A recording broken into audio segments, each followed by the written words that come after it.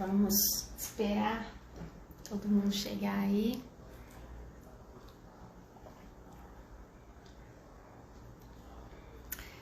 Hoje, uma live muito especial. Vamos lá.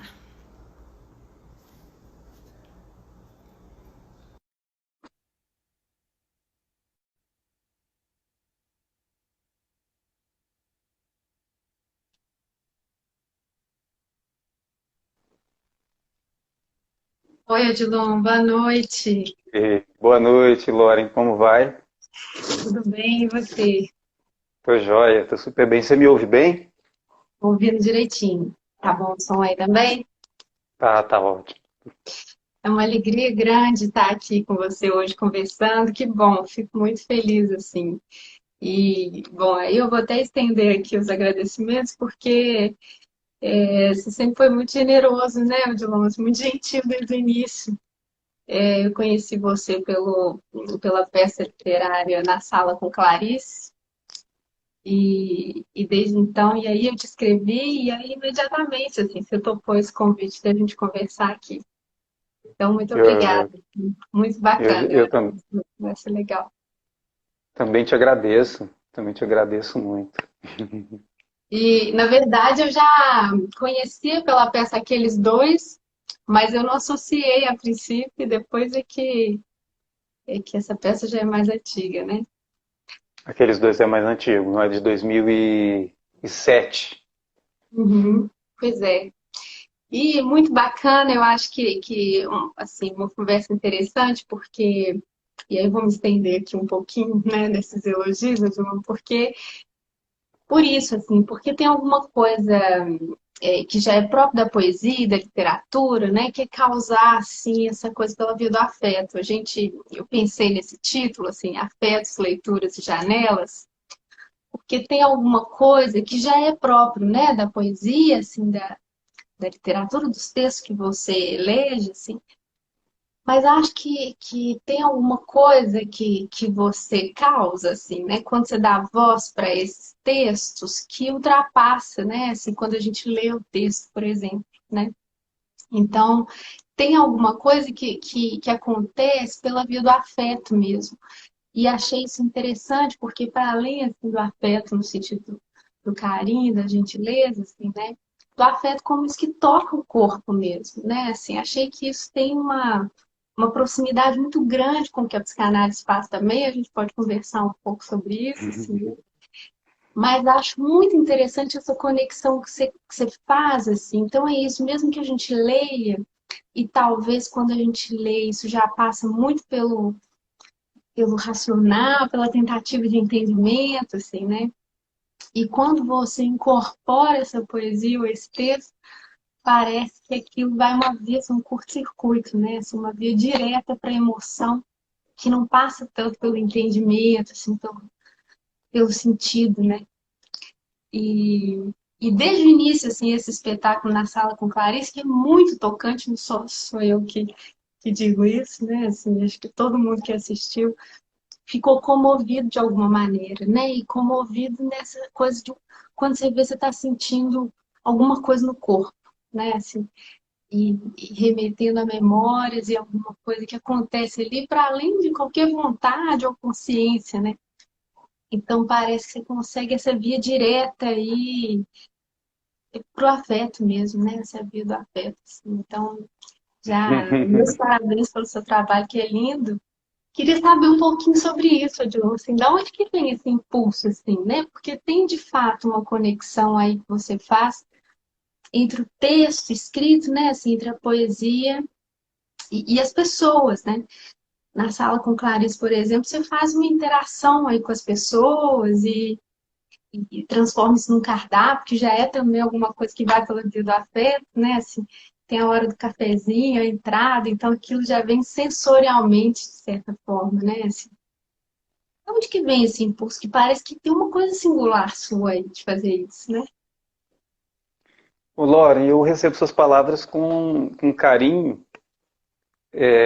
Eu não sei se tem algo singular, não, sabe? Para dizer a verdade, porque, olha, eu fui percebendo ao longo da vida que alguns autores só chegaram na minha vida porque algum amigo, ou amiga, ou professora, ou peça de teatro, ou filme, abriram aquela janela para mim, sabe? E isso, o afeto faz uma diferença imensa. Eu acho que o que eu queria fazer com o meu trabalho era retribuir ao mundo o que amigos fizeram por mim. Então, eu sinto que eu só sou mais um dentro de um movimento que acontece, que está acontecendo aí com milhões de pessoas hoje. Né? Então, é louco porque assim, eu sei dizer que eu só conheci Cortázar por causa do Marcelo Castro, que é um amigo meu que é ator, que era do grupo Espanca. Eu só conheço o Bukowski porque a, a, a Samira Ávila, que também era do grupo Spam, que foi meus colegas na UFMG, porque um dia ela me apresentou. Eu nunca tinha ouvido falar naquele autor antes daquela amiga, e eu já fui ler com muita vontade, primeiro porque ela era uma figura uma amiga que eu admirava, assim, se ela gosta disso, quero conhecer, sabe? Eu acho que o afeto, ele nos influencia muito, né?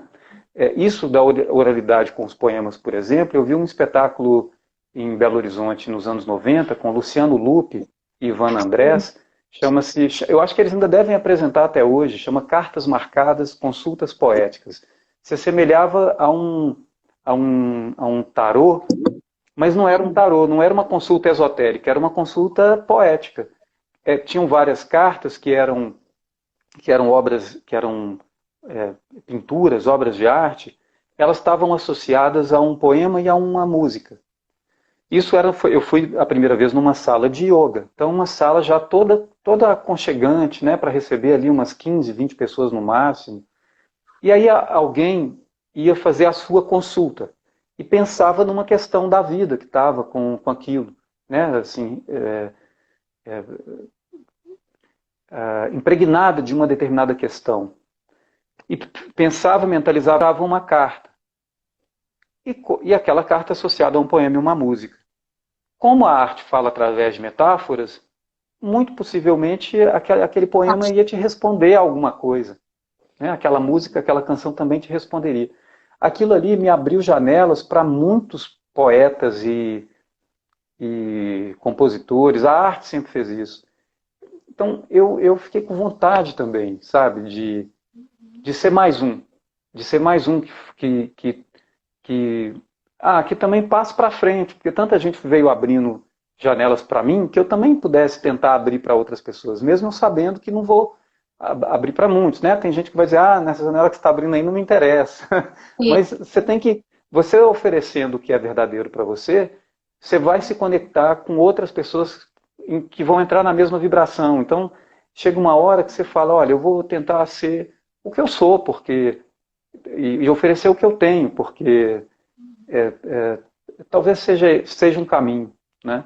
Então, e aí nisso, eu poderia te citar diversas pessoas, assim, o Dr. Roberto, que era um amigo da minha família, ele era engenheiro agrônomo, cuidava de uma fazenda de café em Novo Cruzeiro, no norte de Minas, a cidade onde eu sou, e ele era primo de Drummond, de Carlos Drummond de Andrade. Então, quando a gente ia à casa dele, na fazenda, né, a casa onde ele morava na fazenda, que ele administrava, ele lia Drummond para mim e para minha irmã caçula. Éramos crianças, pré-adolescentes. Poxa, é muito afetuoso. Era afetuoso. Aí você já ficava com vontade de conhecer mais da poesia de Drummond, porque ele era uma espécie de avô para a gente, sabe? Então eu acredito muito assim, na via do afeto, porque os afetos nos mobilizam, né? Seja o afeto positivo ou o afeto negativo, porque a violência mobiliza da mesma forma. A gente está vendo aí as pessoas nos mobilizando pelos ódios, né? Você pensa, você tem líderes evangélicos como, não vou citar nome, porque eu não sei se isso agora está dando processo, mas a gente conhece gente que conversa assim, porque Deus não vai fazer isso por você! Deus está aí! Entende? É de uma violência que ela te afeta. Ela te afeta, porque ninguém conversa, na minha vida privada, ninguém conversa comigo nesse tom. Uhum. Né? Então, e isso, olha, só de começar a gritar aqui falando desse jeito, já altera a minha respiração, já altera uma coisa em mim. Então, assim, as pessoas, na verdade, o afeto, seja positivo ou negativo, ele nos atravessa, né? Aí eu prefiro ir nesse que me faz ter esperança de que a vida pode ser melhor e eu também. Sim. Que eu digo eu e nós todos, né? Eu digo assim, porque a gente é isso tudo, tá tudo isso dentro da gente. Se eu consigo fazer essa violência tentando imitar o pastor, é porque eu tenho ela dentro de mim. Aí eu vou escolhendo qual coisa quero regar. A minha profissão me obriga a ter contato com todas. Eu não tenho como olhar para mim com a ilusão de que eu sou uma pessoa só boa. Porque a minha profissão e os diversos personagens com os quais eu tenho contato me obrigam a entrar em contato com o pior de mim. Não tenho essa escapatória. Às vezes é decepcionante, mas ao mesmo tempo é extremamente humanizador, né? Porque eu sei que eu poderia me transformar em qualquer coisa, inclusive naquilo que alguém poderia chamar de monstro. E eu olho para o monstro e falo, é uma pena, ele só é um ser humano que foi se desenvolvendo para isso. Né? Então aí você passa a julgar menos as pessoas e a tentar compreender mais as estruturas que geram essas pessoas, porque assim, se não muda a estrutura, continuarão existindo pessoas como este, porque ele já descobriu que funciona e que ele pode ganhar muito dinheiro xingando as pessoas e dizendo, abra a sua Bíblia aí agora, leia e deposite aqui nesse QR Code que eu vou colocar na nossa live, mas faça isso agora porque Deus está te olhando. Entende? Ele já entendeu que isso funciona. E um monte de gente imita. Né? Porque as pessoas vêm dando certo e falam, bom, vou tentar também consigo gritar, então vou conseguir. Mas enfim, é da percepção, tem isso da minha vida pessoal, mas também tem essa percepção de como que os afetos atuam na sociedade. Eu sou muito observador, eu sou uma pessoa muito sem graça, assim, eu nunca fui nas turmas de amigo a pessoa que emite muito, muito divertido, eu estou sempre calado num canto, observando. Claro que há exceções, né? Tem dias que eu estou extrovertido, mas eu gosto de ver, sabe, como que essas forças normalmente nos mobilizam no dia a dia. Sim, teve uma conversa que a gente teve, que você falou alguma coisa de ser esse favor civilizatório, né? Assim, e parece que, de um modo geral, João, eu coloquei isso na chamada da live, assim, que você tem uma gentileza que é muito marcante, assim, então, uma coisa que, por mais que você fale, assim, que exista isso em você, e acho que ser ator já é um tratamento, de certa forma, né? Mas tem uma gentileza que chega a ser alguma coisa que me parece que tem um efeito, assim, político mesmo, assim, que tem um efeito nas pessoas, né? Então, assim, alguma coisa dessa gratidão que você fala e que apareceu desde o início, quando toda a peça literária, você lembra as pessoas que te tocaram, e a impressão que eu tenho é que você quer mesmo o tempo todo retribuir isso que te parece que foi muito marcante, assim, né? Mas tem, me parece, né, não sei se é uma decisão de que seja pela via da gentileza mesmo, né? E que bom, a gente tem precisado disso, né? Eu gostaria, no Na Sala com Clarice especialmente, eu gostaria de oferecer para as pessoas um jantar como foram as refeições que Maria da Paz, que foi uma segunda mãe para mim, ela foi minha babá quando eu nasci. Meu pai morreu, eu tinha 5 anos e meio, eu conto isso um pouco na peça, ela trabalhou lá em casa como empregada doméstica a vida inteira, mas a gente tinha uma relação profunda de afeto, ela era minha companheirona de ir ao teatro, a gente tinha um rito lá em casa na hora do almoço, que a gente aplaudia ela todo dia, porque ela também ia ao teatro e me aplaudia em cena, né? Então a gente invertia a coisa em casa e a aplaudia. Maria da Paz é uma das pessoas mais bondosas que eu conheci. Ela devotou a vida dela a mim e a minha irmã. O que é lindo por um lado e pesado por outro, porque eu não gostaria de ser o projeto de vida de uma pessoa. Eu queria que ela tivesse tido as mesmas chances que eu, as mesmas oportunidades que eu. Então, a gente tentou viver junto com ela a melhor vida possível. Mas uma pessoa que você ama nesse grau, você quer o melhor, você só quer o melhor da vida para ela, né? E eu acho que o melhor da vida para ela é que ela pudesse ter tido mais escolhas. Porque o Uhum. Brasil tem essa estrutura injusta, Sim. social, e quando a gente foi entender isso, a gente já era adulto. A gente já tinha essa relação com ela de anos. E ela morreu tem 6 anos, Maria da Paz. A Maria da Paz, ela foi um manancial de beleza, de gentileza, de bondade, de cuidado, de delicadeza. Então, eu gostaria de oferecer para as pessoas um jantar que fosse que eu só é como se fosse uma extensão da Maria da Paz. Assim, esse jantar não sou eu oferecendo, é ela.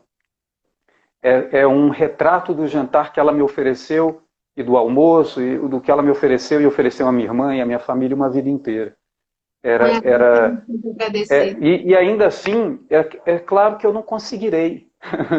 Eu nunca conseguirei ser ela. Eu não tenho as qualidades que ela tinha, sabe?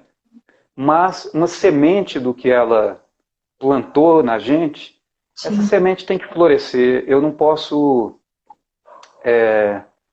Não tem peso nisso que eu vou dizer agora, e eu não tenho medo de dizer isso diante de uma psicanalista, mas eu não posso. Eu não gostaria de falhar com ela. Eu fui o projeto, eu e a minha irmã fomos de algum modo o projeto de vida dela. Ela dedicou a vida a mim e a minha irmã. Eu quero honrar essa escolha. Não tem Sim. peso, não tem. Claro que às vezes eu dou uma choradinha, só de falar isso aqui eu já fico um pouco embargado, mas eu quero que se existe uma outra vida, que ela saiba de onde ela está, que o investimento que ela fez em 2 crianças valeu a pena, entende? Assim,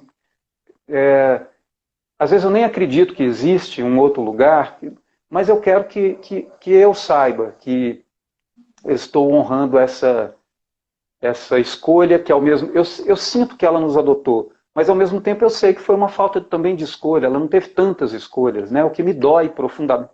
Então é uma relação cheia de sensações e sentimentos contraditórios, e Mas tudo que com muito provocou, né? afeto e muito amor, né? Que Sim, provoca todas essas coisas, né? virou um motor aí. É, É, que bom, né? Acho que é isso, né? Assim, descobrir a força que ela te transmitiu. É a ela, então, que a gente tem que agradecer, né? é a ela. É a ela. Na sala com Clarice, o agradecimento normalmente vem para mim, mas eu Que recebo ótimo. com pudor, porque eu sei intimamente que não é para mim. Eu sei a quem ele se endereça. É, a gente conversou um pouco, né, Odilon, assim, dessa aproximação e que eu percebo muito rapidamente assim, com a psicanálise, dessa coisa assim, né, dessa via do afeto, né, quer dizer, que não passa pelo sentido. Então, quando você conta a história da Maria da Paz, né, o tanto que não foi alguma coisa que ela explicou, que ela ensinou, né, assim, foi alguma coisa que ela fez, foi um ato, né, de estar ali com vocês e que ela transmitiu, né. Foi algo que ela falou, um sermão que ela Ela deu, foi, ela existiu. pois é, e por mais que é claro, né, se o trabalho, a arte é isso, né, a literatura é isso, o trabalho do ator é esse também, mas quanto que isso fica forte, assim, né, no seu trabalho eu preciso insistir nisso, assim, porque esse ponto é muito importante, eu acho que é aí que acho que encontra muito com o trabalho do psicanalista também, assim, e é isso quando você faz, por exemplo, a mesma música, né, uma música do Chico Buarque, em duas versões diferentes, né, em duas entonações diferentes, assim, que é isso, não é o sentido que está em jogo, né, não é o que está escrito ali do entendimento, é a carga afetiva que se coloca naquilo, né, assim. Então, e muitas vezes é isso, né? Algumas pessoas acham que um psicanalista é esse que vai explicar, por exemplo, né? Então Freud explica, o que vai dar sentido ao que você fez, né? Assim, o que que significa aquilo.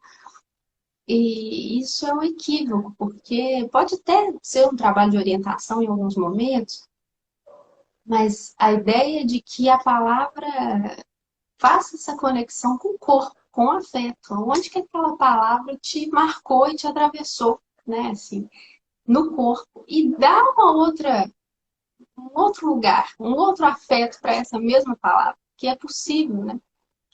Tem sim, um, tem um documentário muito interessante que chama Entrevista com Lacan, que são analisantes de Lacan contando um pouco dessa experiência, sabe? E aí tem uma senhora que faz o depoimento, o testemunho dela, de que fez a análise com ele, é uma judia, Suzane, alguma coisa. E ela conta, né, assim, de um sofrimento que ela sentiu, ela viveu o período da guerra, e que ela vai até o Lacan dizendo desse sofrimento e que ele sugere, sim, que isso é alguma coisa que vai acompanhá-la, que, que não tem como essa experiência que ela teve mudar, né?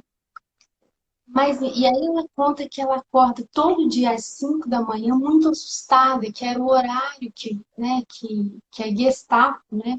Gestapo, que fala em francês, passava, né? Assim, então, os nazistas perseguindo os judeus. Assim, então, de uma carga traumática muito forte para ela, e aquilo perseguia, né?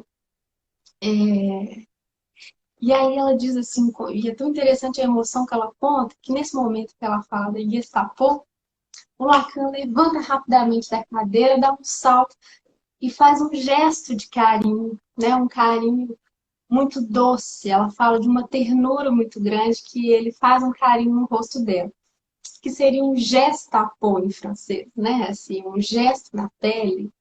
Então, o gestapo que toma uma outra dimensão desse gestapo, né? Assim. E ela diz que isso, claro, né, não mudou o sofrimento dela, mas que ela conseguiu trazer também uma vertente do afeto, assim, de outra via, né? Diz que ela que sentiu. Então, maravilha. eu acho interessante isso, assim, como que não é o sentido da palavra que está em jogo, né? É o afeto que está envolvido ali. Aqui ela remete, né? Muito interessante isso. Assim, eu fiz em 2005 o Batismo de Sangue, filme baseado no livro de Frei Beto, em que conta a história do Frei Tito, que foi vivido pelo Caio Blá. O Tito foi torturado na ditadura, foi preso, depois foi trocado por acho que se eu não me engano, pelo embaixador suíço e se exilou na França, morava no convento dos dominicanos na França e lá ele se matou. E uma das coisas que é muito dura assim, do relato do Tito é que ele foi torturado pelo Fleury. Né? O Fleury, aquele delegado Fleury Filho, para o qual o, né, o Bolsonaro dedicou o voto no impeachment da Dilma. E Fleury, em francês, a gente pode pronunciar Fleury. Fleury é florido. Então, para o Tito, a primavera na França era especialmente dolorosa, porque ele ouvia Fleury diversas vezes. Então, você imagina. Né? É muito louco, porque aí é o oposto disso que você conta. Como que uma imagem do belo, que é um jardim florido, Le Jardin Fleuri, de repente é uma imagem de dor. É uma palavra que remete a uma dor profunda para uma pessoa.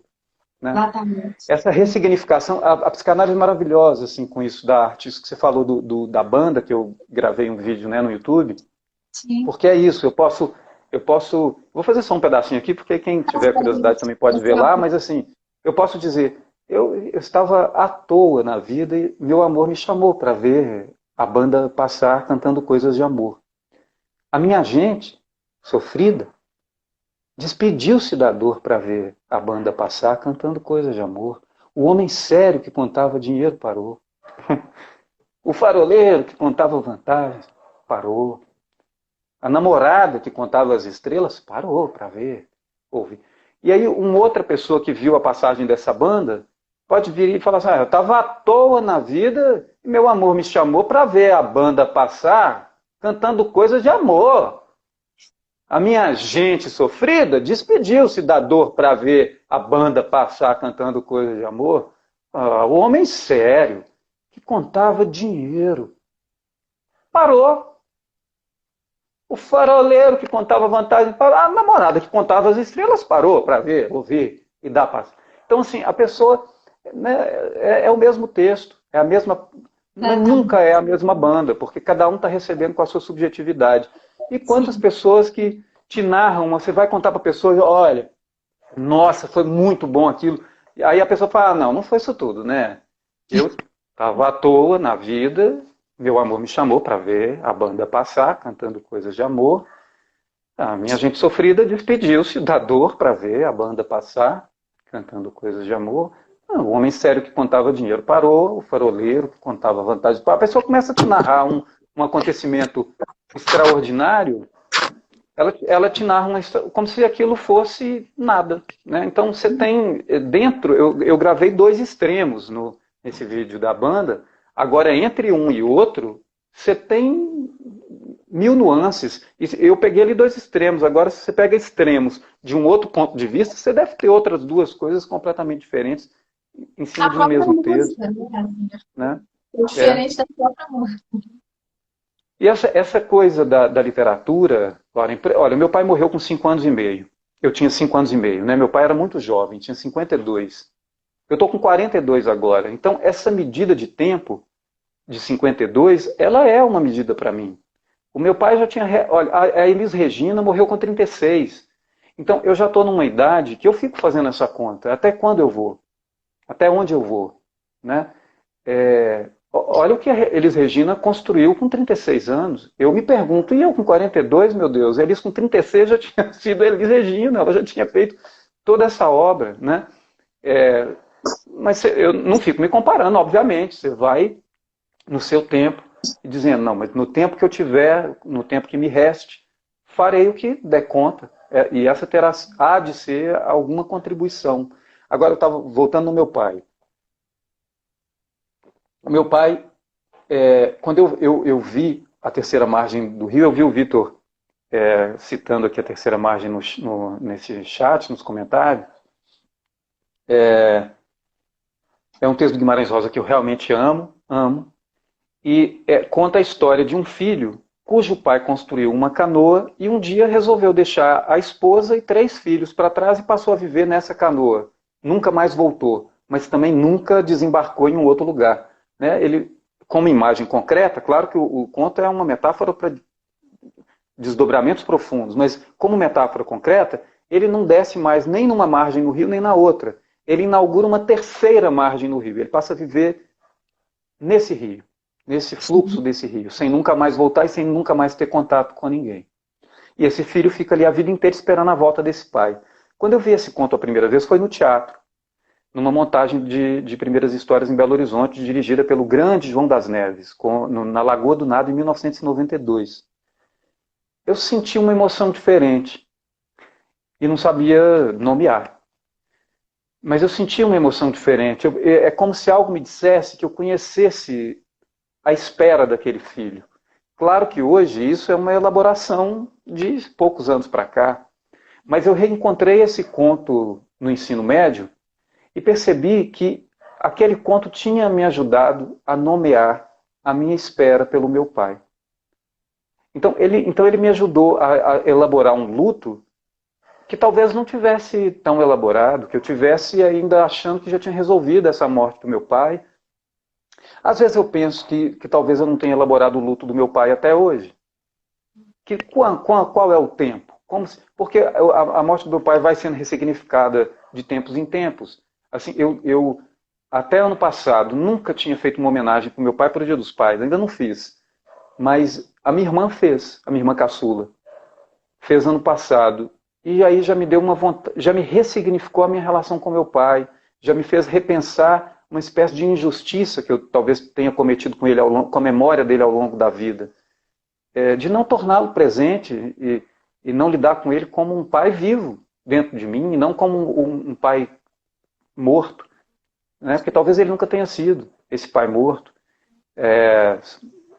Enfim, então assim, são coisas que elas vão se reelaborando, a gente vai ressignificando ao longo da vida. E a arte, ela me dá a mão nisso. Não só a arte, né? A gente conversou um pouco semana passada e a psicanálise também já me ajudou isso muitas vezes.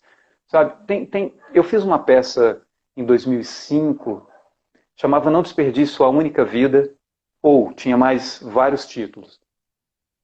E a gente foi convocado, a diretora Cida Falabella nos perguntou por que fazemos teatro e por que fazemos teatro e por que a gente fazia teatro juntos, aquele grupo, meu grupo que é a Aluna Luneira, que é o meu grupo em Belo Horizonte. A gente então teve que voltar na nossa biografia, tentar entender quais foram os impulsos do início. Então, a primeira coisa que eu respondi foi, porque eu amava o circo, eu gostava dos Trapalhões, eu era apaixonado pelo Balão Mágico. Só que depois você vai cavando e vai cavando, você entra num processo analítico, só que sem estar num consultório de psicanálise. Sim. É uma questão psicanalítica, porque você faz teatro, chega uma hora que a gente está perguntando, é mesmo, gente, por que eu faço teatro? E daí a pouco você faz, e por que eu vivo? Então são perguntas perigosas, porque a pergunta se desdobra, né? Uhum. Mas de todo modo, eu já morava em Belo Horizonte há muitos anos, eu voltei para a minha infância, na minha memória, em Novo Cruzeiro, a cidade em que eu vivi até os 13, onde minha mãe vive até hoje, onde toda uma memória vive diariamente comigo quando eu leio Guimarães Rosa, onde é da paz, de onde vem a da paz, onde eu conheci essas pessoas que são relações de um afeto muito enraizado. E aí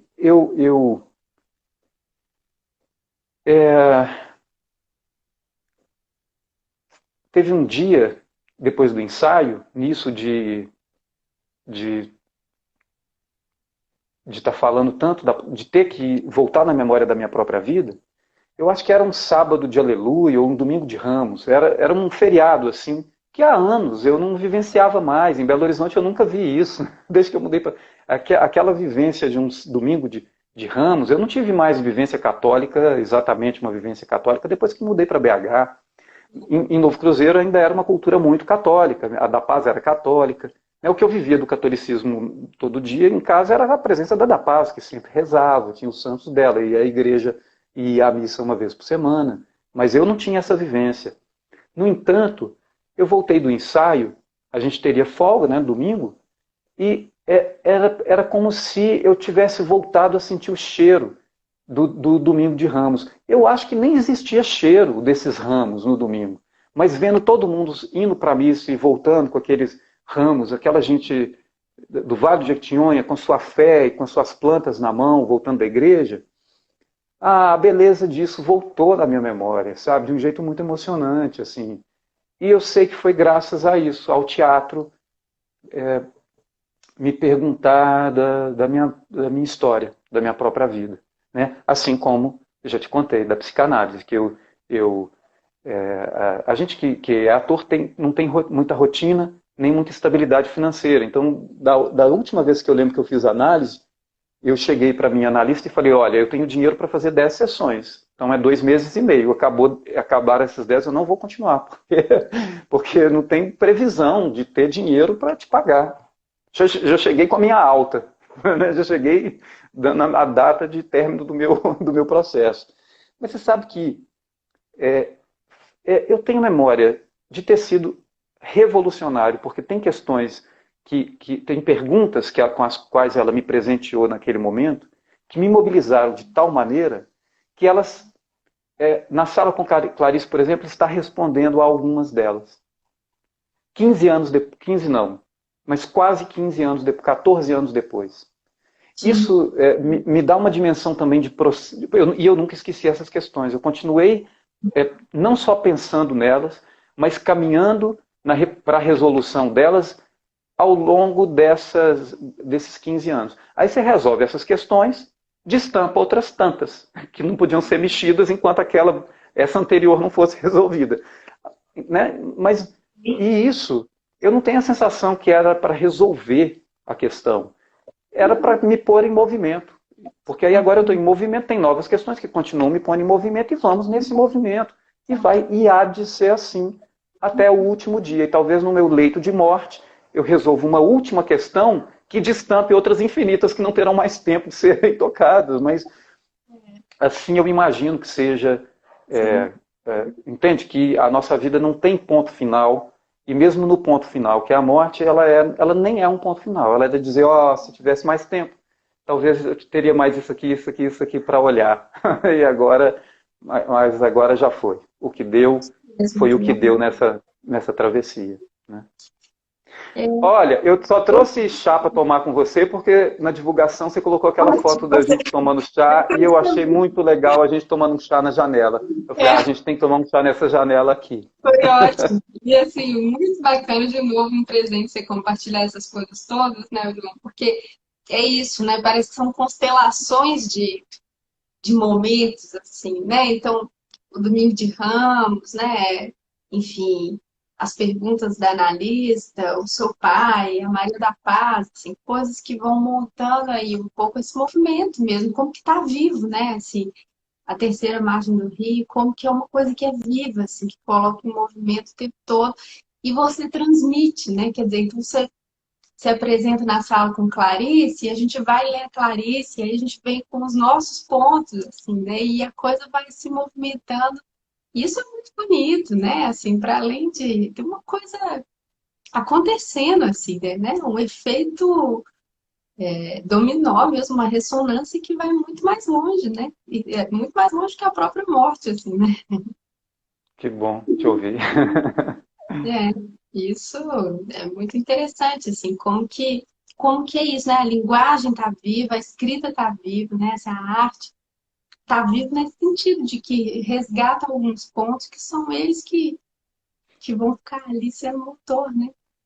Sim, E com uma temporalidade que é incerta, né? Às vezes 15 anos, 2 meses, e sim. vai estar ali, né? Não tem, né? Não tem data. Não tem fórmula, né? Não tem regra totalmente. Você sabe que tem uma coisa, teatro é tão legal, a minha profissão é tão legal. Tem É um mesmo. conto da Clarice que chama O Grande Passeio e, e que é a história da mocinha.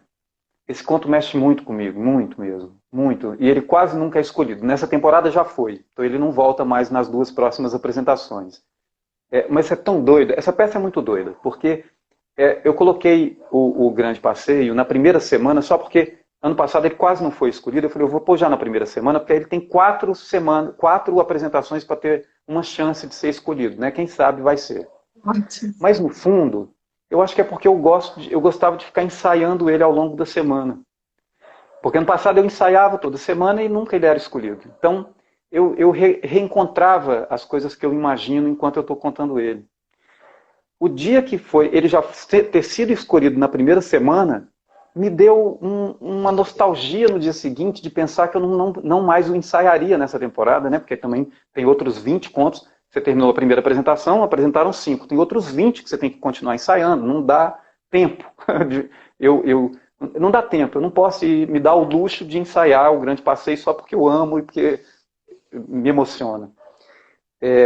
Mas nesse conto tem uma coisa muito interessante, porque tem uma tia da Paz, da Maria da Paz, que também faleceu ano passado. Ela, ela tinha, ela tinha algum pé na loucura, sabe? Ela tinha às vezes ela não tinha alguns pudores que ela reagia de jeito assim na vida. Era uma pessoa que eu adorava conviver, mas ela tinha reações que me surpreendiam. E uma das reações dela era, às vezes, fazer um comentário em voz alta que você fala, gente, mas ninguém reage assim. Tipo, esse comentário que ela fez é uma coisa que ela só poderia ter pensado. Né? E eu achava, desde criança, eu achava aquilo tão incrível. Aí vai que nesse conto tem uma hora que chega um cara, chama Arnaldo, a Clarice escreve assim, enfim, Arnaldo, afinal Arnaldo apareceu, com o sol. Agora já até esqueci, tá vendo? Com o sol. Enfim, Arnaldo apareceu. Aí tem uma frase da Clarice que é assim: ele não era louro, conversou em voz baixa com a, com a esposa e depois de demorada confabulação, informou para a mocinha que ela não podia ficar na casa. O resto da história é essa. Então, se você lê como narrativa, está dizendo isso. Afinal, Arnaldo apareceu em pleno sol, a cristaleira brilhava, ele não era louro, conversou em voz baixa com a esposa e depois de demorada confabulação. Só que eu achei que esse ele não era louro Poderia muito ser uma reação da mocinha como a tia Dadá reagia. Então eu faço assim, afinal Arnaldo apareceu em pleno sol, a cristaleira brilhava, ele não era louro! Ah, que ótimo! Falou em voz baixa, conversou em voz baixa com a esposa, e depois de demorada confabulação, informou, firme e curioso para morrer. Então, assim, é uma reaçãozinha de nada. Só que essa reaçãozinha, cotidianamente, me conecta com uma memória de muito afeto e de alguém que já não está mais com a gente, sabe? E que era do campo afetivo da Paz. Enfim, então todos os dias eu estou convivendo também com os meus mortos e vivificando eles dentro de mim. Então, assim, não tem como eu não ficar afetado. Às vezes é muito cansativo. Eu termino o espetáculo, às vezes, assim, parecendo que passou um caminhão em cima de mim. Eu entendo que essa carga emocional, ela faz isso mesmo com a gente, né? Como com todos nós, quando a gente vive uma grande emoção, todos nós, todo mundo já viveu a experiência depois de um velório de um ente querido. Falar assim, meu Deus, mas que cansaço é esse? Né? É um cansaço emocional. Eu sei que é isso, e eu mesmo me pergunto, gente, mas por que eu estou cansado assim? Eu não fiz nada. Assim, eu só fiz a peça hoje, eu não, né?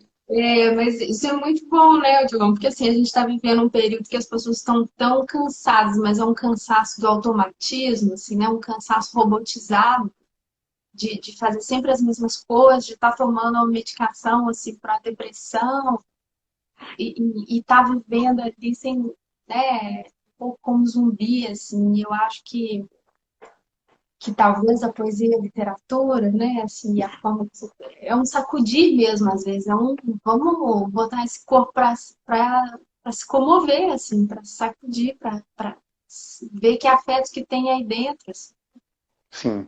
E parece que você deixa isso vivo o tempo todo, cada coisa que você está vivendo parece que você traz aí essa forma diferente que você interpretou aí, a lá a tia da Maria da Paz, traz isso pra gente também, assim. Então, que é totalmente diferente de ler, né? A gente pode ler, mas quando vem a sua interpretação, que é uma coisa viva sua, já traz aí alguma coisa que é nossa também. Então, eu acho que esse efeito, e eu estou insistindo nisso, assim, de sacudir, de despertar mesmo, assim, porque a gente vive sonolento, né?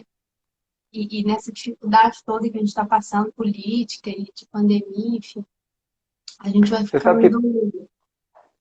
Não, pode É, completar. ele vai ficando adormecido, anestesiado, né? Parece. Tão legal que você falou disso e me lembrou. Eu estou vivendo muito os textos da Clarice, né? Por isso que eu fico citando ela, mas eu estou trabalhando com isso o dia inteiro.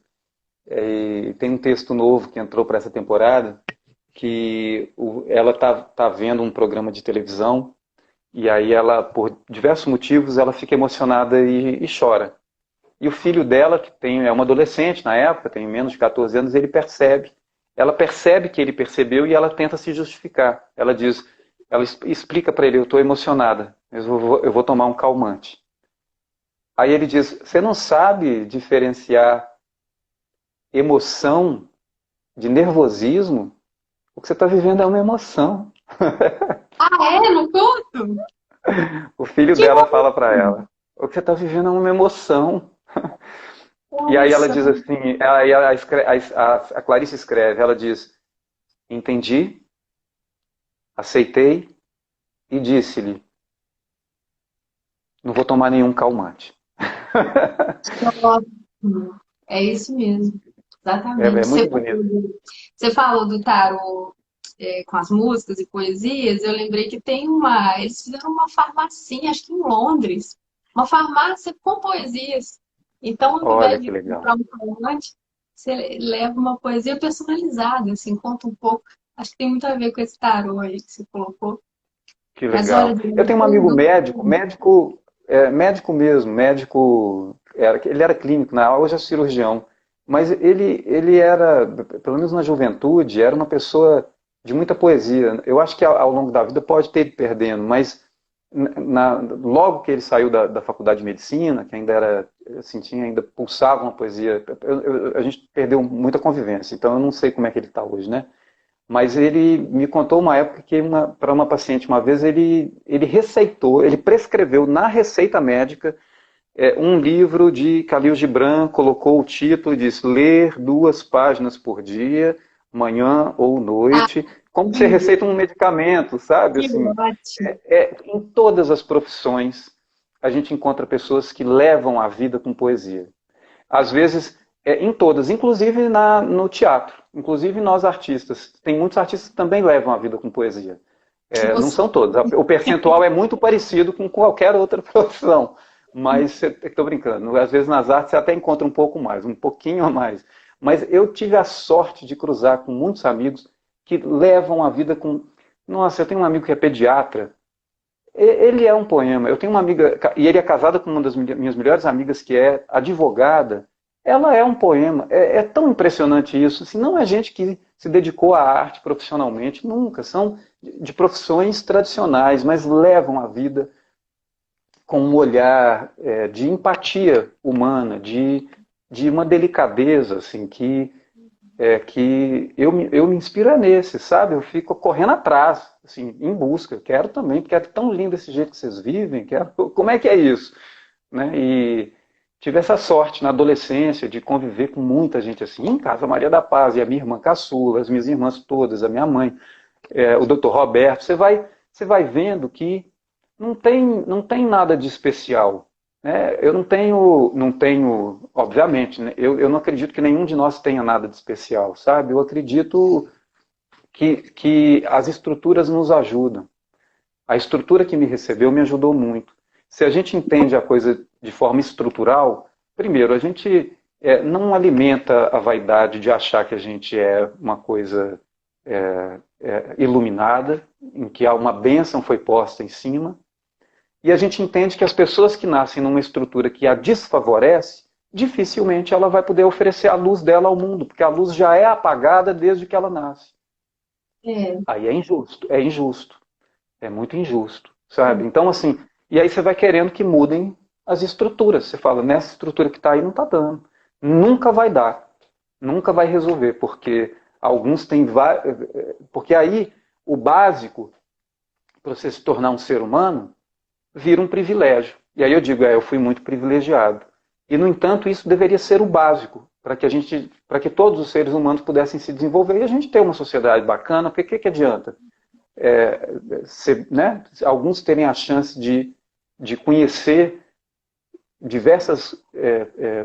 O bom e o ruim do que a vida nos propicia, e poder Sim. escolher, outros não, vão sendo sempre empurrados para uma circunstância terrível. Né?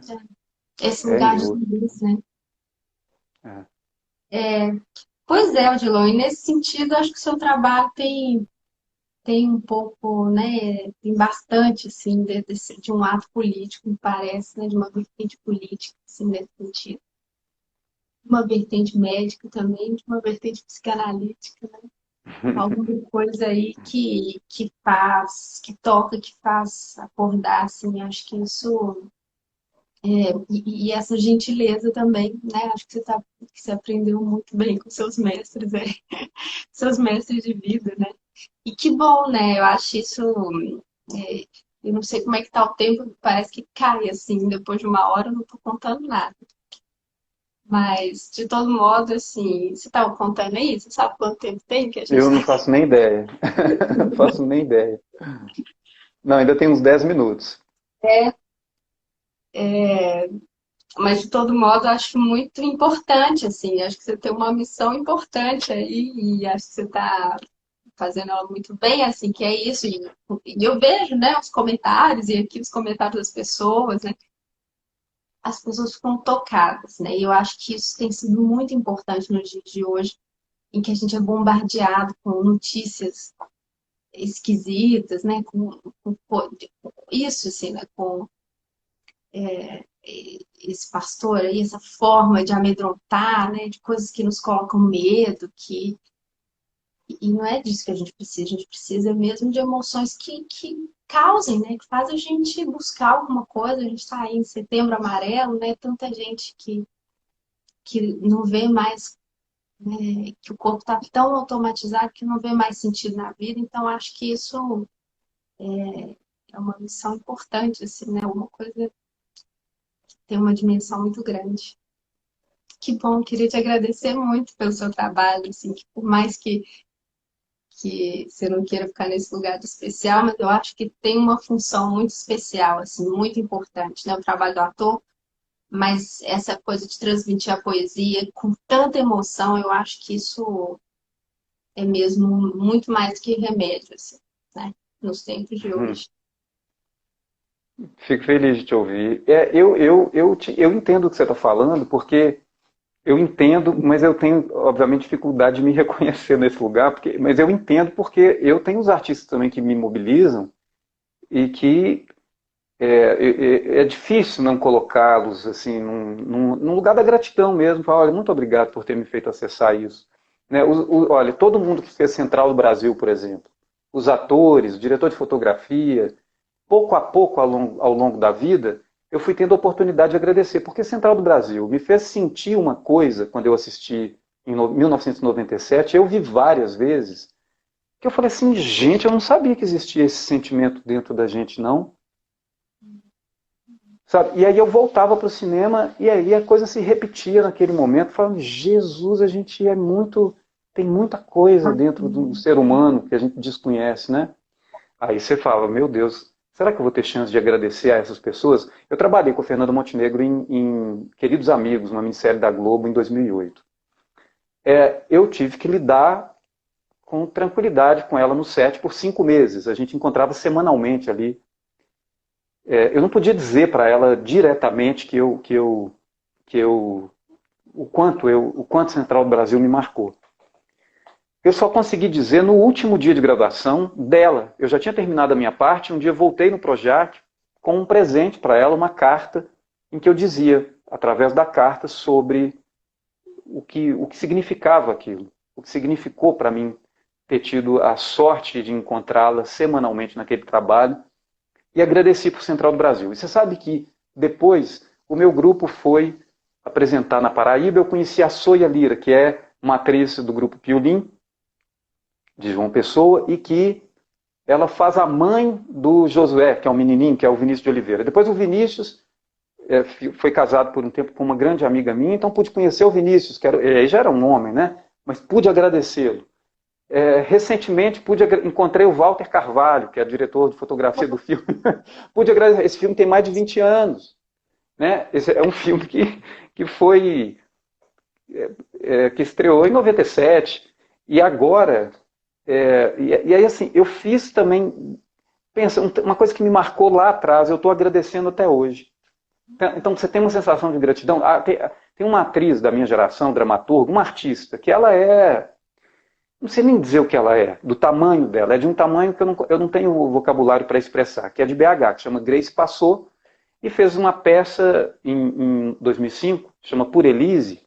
Essa peça me marcou tanto, olha, eu já tinha feito cena com a Grace, a gente estudou alguns meses juntos no Palácio das Artes, mas depois de Por Elise, por alguns anos, não foi uma coisa que mudou rápido, por alguns anos eu não conseguia mais conversar com ela como se eu estivesse conversando com aquela Grace que eu conheci, porque para mim ela tinha se avolumado. Ela tinha me feito acessar, como em Central do Brasil, um território muito sagrado, uma outra coisa, uma outra dimensão humana. Como é que você conversa com essa pessoa como você conversava antes? A coisa se ressignificou. Eu acho que talvez hoje eu já consiga conversar com ela de novo, de igual para igual, assim, de ser humano para ser humano, mas eu não sei se consigo. Acho que eu consigo, porque agora também já o ser humano para mim já não está mais tão mitificado, né? Com 42 e faltando 10 anos, por exemplo, para essa medida que sempre me acompanhou, que foi a morte do meu pai, você vai entendendo que a gente acaba, a gente é muito, né? A gente é um ser em experiência transitória. Então, fica tudo mais pé no chão, assim, dá uma dimensão mais terrena, né? Mas Sim. antes eu não conseguia. Eu olhava para a Grace Passou e dizia, meu Deus, isso é uma artista. Essa mulher é uma artista. Se precisa de uma definição, definamos como é Grace Passou e a gente saberá o que é uma artista. Uma artista com, né? Não uma artista, não, uma artista. Então, essas coisas marcam muito a gente, né? Marcam muito. Você vai agradecendo. E é difícil porque eu fico com medo de ser inconveniente às vezes, sabe? Porque eu fico tão apaixonado que eu quero agradecer tanto. Agora eu já sei agradecer com mais economia, às vezes, porque eu sei que às vezes eu me excedo, assim, porque é realmente um transbordamento, né? Quando você encontra alguém que através da arte faz tocar. Você falou de uma coisa muito legal das notícias ruins. Eu conto isso às vezes, assim, que a literatura me chegou desde a infância, minha família incentivava muito a leitura, mas a consciência que eu tive da importância da literatura foi por causa de notícia ruim. Eu era viciado em ver um jornal ruim do SBT, que era o Aqui Agora, jornal que fez muito sucesso nos anos 90. E era Sim. muito crime, muito sangue, muita adrenalina. E eu fui viciando, talvez, no que o medo nos causa. Porque o medo dispara uma química no nosso corpo, né? Dá uma aceleração, tira a gente de um estado letárgico. O medo, o ódio, a raiva, o sentimento de indignação, a repulsa. E aquele jornal me causava tudo aquilo. Eu fui ficando viciado naquilo, só que estava me dando um efeito colateral terrível, essa química no meu corpo, porque eu tinha pesadelo toda noite. É a professora da quinta série, a professora Eliette, do Colégio Estadual Novo Cruzeiro, que agora eu fui lá esse ano e mudou o nome do colégio, mas é o mesmo colégio. Ela mandou a gente ler um livro da coleção Vagalume e foi perceber que eu era capaz de transformar aquelas palavras, aquelas frases, aqueles parágrafos em imagens, em um filminho dentro da minha cabeça que eu podia imaginar e que quando eu conversava com os meus colegas eles imaginavam de outro jeito e era muito rico ouvir aquela outra subjetividade contando daquele mesmo livro. Eu fiquei gostando muito de ler na quinta e sexta séries e depois me tornei péssimo leitor, mas na quinta e sexta série, na descoberta do leitor, eu fui um bom leitor. Comecei a ler um livro da coleção Vagalume por semana, parei de ver o jornal, né? Porque não dava mais tempo. Eu ficava lendo o livro até a hora de ver Carrossel, que era uma novela para criança. Mas aí passei a não ter mais pesadelo, porque eu deixei de me alimentar com aquela porcaria. Né? Então, do mesmo jeito que eu tenho gratidão por essas pessoas que contribuíram com a minha vida, eu tenho uma gratidão negativa com quem fez aqui agora, porque eu penso, que bom que vocês fizeram isso para me mostrar o que não se deve fazer com o ser humano. Para vocês me mostrarem como eu não gostaria, não estou dizendo que não vá fazer isso algum dia, tomara que não precise. Né? Mas a Sim. gente não sabe o que é a vida, as minhas escolhas hão de poder pode ser que eu faça algum dia uma coisa tão ruim quanto aqui agora. Né? Eu digo porque você nunca sabe se um projeto de ficção que você vai entrar, se ele também não gera no público a mesma coisa que gera aqui agora, e eu não tenho ilusão. Então eu tenho certeza que algum dia eu posso entrar numa furada dessa e só perceber quando o contrato já está assinado e não tem mais volta. Né? Então eu nunca digo dessa água não beberei. Mas Sim. não gostaria. Mas o que eu estou dizendo é que é, é, só serviu para mim como contraste, para dizer, isso é o que eu não gostaria. Acho que isso eu não quero. Isso eu não quero porque me fez muito mal. E se me fez muito mal, deve ter feito muito mal a outras pessoas como eu. Né? Porque assim como eu, existem tantos parecidos comigo. Ou tantos diferentes de mim, mas que também sentem mal diante desses estímulos tão odiosos, tão de manipulando a gente através de uma emoção que, por quê? Se eu precisar de sentir medo para me salvar de uma emboscada, eu sentirei, mas por que isso? Ser tão estimulado assim o tempo inteiro, só porque sabe que vai me atravessar, porque é do instinto humano. Eu acho sacanagem.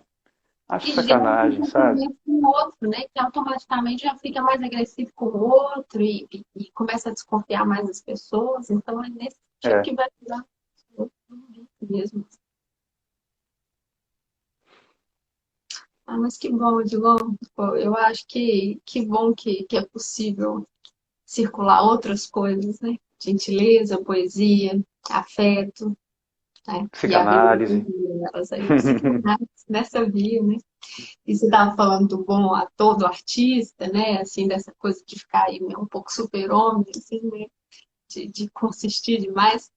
E acho que é justamente o que falta, né? Assim, esses pontos de tropeço, esses pontos do que faltou, né? Que fazem o bom artista, né? Isso que vai se completando com poesia, com literatura. E o bom psicanalista também é isso que falta, né? E que não precisa preencher com alguma coisa, com medo, enfim. Pode, pode circular aí com contextos, né? Com diferentes interpretações. E acho isso tudo muito bonito. Muito obrigada mesmo pelo seu trabalho, por aceitar o convite de conversar aqui e continue tocando as pessoas aí pelo mundo afora, né? Porque eu acho que isso tem sido essencial, né? Odilon, acho que seu trabalho tem sido cada vez mais importante, né? No mundo Oh, que a gente Lore, muito obrigado. Muito obrigado. Mas está. a gente falou muito de literatura, eu queria só fazer um acréscimo que é, eu acho muito bonito também observar a vida, sabe? Porque a vida, ela te surpreende, assim, mais até às vezes que a ficção. Lembro de uma vez eu vim para São Paulo e estava andando de ônibus, indo para o teatro para ver uma peça, e num prédio muito destruído no centro de São Paulo, assim, com a pintura horrorosa do lado de fora, vários apartamentos você via que dava para a gente perceber que estavam descuidados, mas me chamou a atenção uma janela, se não me engano, do quinto ou do sexto andar, que tinha um vaso de flor. Então, aquele vaso de flor fez uma diferença imensa ali naquele prédio tão feio, entende? Ali tem um lar, ali tem um lar e alguém tentando cuidar da paisagem da sua janela. Muda o mundo? O mundo não, mas certamente o mundo dela tem um vaso com uma flor na janela. É um mundo diferente dos outros mundos. Talvez para os outros mundos não tenha importância ter um vaso com flor na janela. O dela tinha. E não era uma flor murcha, era uma flor de quem regava aquela planta diariamente. Então, Pronto. a vida é linda, né, E também. virou Não história. só, mas também. O vaso na janela dela virou uma história agora. Que bom, virou literatura, né? Obrigada, Dilon. Até a Obrigado a próxima. você. Um abração para você. Um abração. Um brinde com o nosso chazinho na janela. Um beijo. Tchau. Tchau.